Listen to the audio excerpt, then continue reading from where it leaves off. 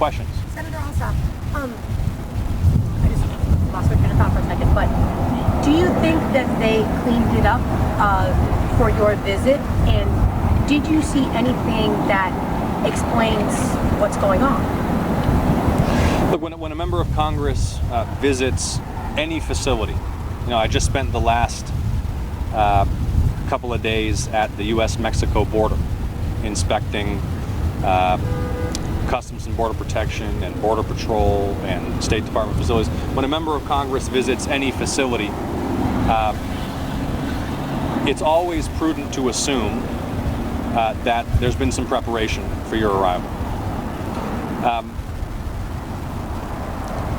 My assessment, based upon the information that my office and I have collected at this time, both today's inspection, today's interviews with local leadership, and all the work we've been doing in Washington, is that this is a failure of management to competently execute a transition across this region, which centralizes this facility in the network at the same time as multiple other facilities are renovated and converted. And it was not properly planned for. It was not properly managed. There was no one in charge, and the results have been devastating for Georgians. Senator Ossoff, Rob Durienza with Fox 5 here. I'm curious, do you think at this point Louis DeJoy should lose his job? Well, here's the thing about the Postmaster General, is that the Postmaster General cannot be fired by the President. The Postmaster General cannot be fired by the Congress. The Postmaster General can only be fired by the Board of Governors of the U.S. Postal Service. I have extraordinarily low confidence in the Postmaster General based upon the incompetent management of this transition that's ongoing in Georgia. The fact that my constituents haven't been getting prescriptions on time, haven't been getting letters on time, businesses haven't been getting supplies on time, ballots have not been arriving at election offices on time, and I will continue to apply maximum pressure on Postmaster General DeJoy to hold him accountable and to improve his performance in Georgia. What does that pressure look like? I will sustain... What are the actions you can take or the things you can do to support? Well, I think that you've seen over the last few months a robust and unrelenting level of scrutiny that my staff and I have placed on Postmaster General DeJoy and the USPS institutionally in order to ensure that their feet are held to the fire and they're held accountable for failures and held accountable to improve performance, and that will continue. And this visit today was part of that. Do you have confidence this will be fixed by the November election so we don't run into ballot timing issues? At this point, it is impossible to speculate about what network-wide performance will be at that time. You heard the Postmaster General make a commitment to me at the Homeland Security Committee hearing that he would restore on-time delivery to its prior level within 60 days of that hearing. That deadline is fast approaching. We're monitoring the numbers week by week, and I'm going to continue applying maximum pressure on Postmaster General DeJoy to improve their performance in Georgia. What's your expectation, though, when it comes to... I'll come to you in just a moment. What's your expectation to moving a little closer to the June runoffs? You've got CPO, you've got the Sheriff, 3rd Congressional. What is the expectation there? And did local leaders talk about, right now they're at 60%, about when they think they could get back to 80%, 90% where they were before? Yes, the local and regional staff with whom I spoke today stated that they believed they would meet that mid-June deadline for a restoration of on-time delivery to its level prior to this transition. Now, that's simply what they're saying. I'll believe it when I see it. I'm looking for results and sustained results. And that's why maximum pressure is required. That's why my team and I will remain unrelenting in demanding answers, in not just myself but my staff, interviewing USPS personnel, visiting USPS facilities, and demanding continued updates in terms of the data that reflects their performance. Yes, ma'am. You said you've been watching the numbers. What is significant improvement? What have you been seeing, and what should they expect? USPS states that from a low in March of on-time delivery in the low 30%, that they're now around 60%. 60% is still abysmal. We're talking about the mail being delivered on time. What Postmaster General DeJoy committed to me in public, under oath, at a Senate hearing about a month and a half ago was that he would restore on-time delivery to its level pre-transition within 2 months of that hearing. That'd be mid-June.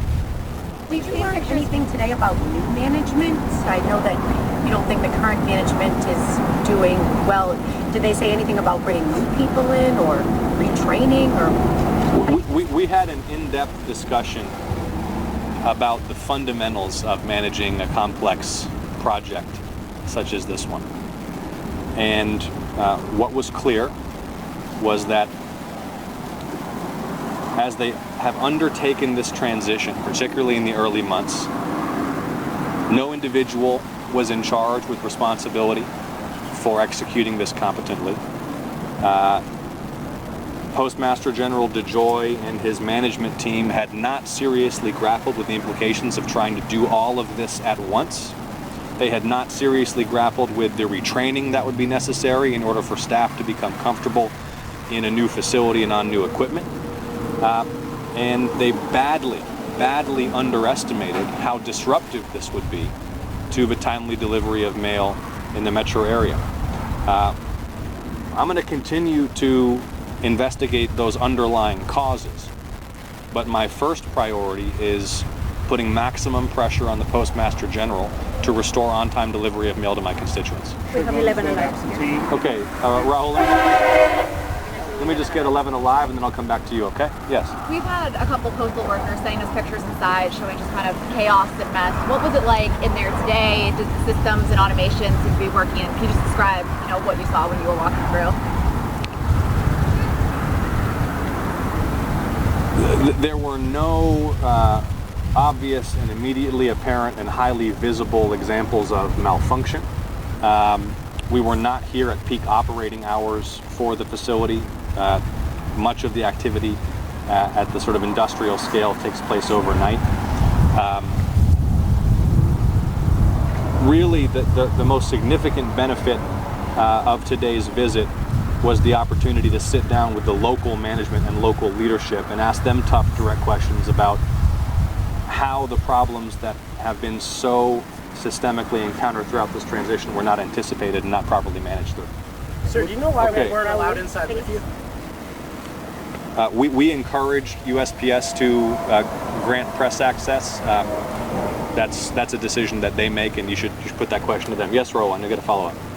What should runoff voters do for runoff census? Should vote absentee or not? Well, look, in addition to prescriptions not arriving on time, in addition to businesses not getting supplies when they need to, what's more fundamental than participation in our democracy? I would encourage folks who plan to vote by mail to do so as early as possible and to vigilantly monitor the progress of their ballot or make plans to vote early in person. Have you spoken with the Postmaster General since that hearing to follow up and see if he thinks that deadline's still possible?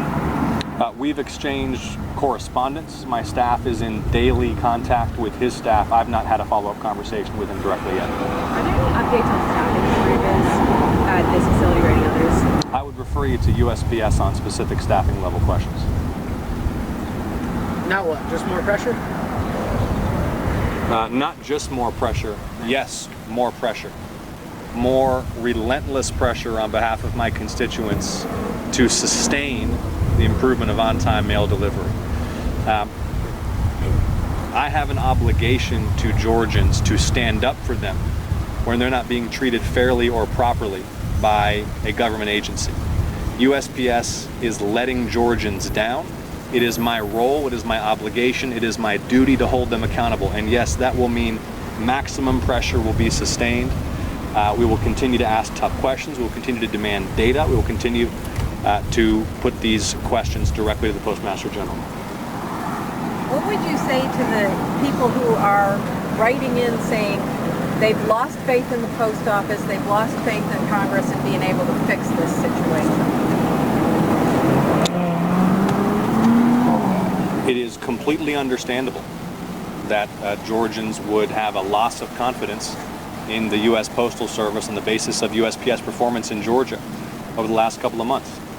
And what I'm focused on is putting maximum pressure on the Postal Service to restore timely delivery of mail, using every power and authority that I have as a member of the United States Senate.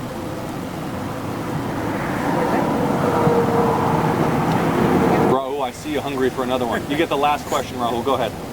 Are you cool with off topic or? Sure, fire. We'll do one off-topic question. We'd love to ask about your trip to the border. Okay, why don't we do a little step aside and talk about that? Okay. Let me just restate in case I wasn't abundantly clear. Today's message is that I will sustain relentless and maximum pressure on the U.S. Postal Service to improve their performance in serving my constituents in Georgia. All right? Thank you all so much. Thank you.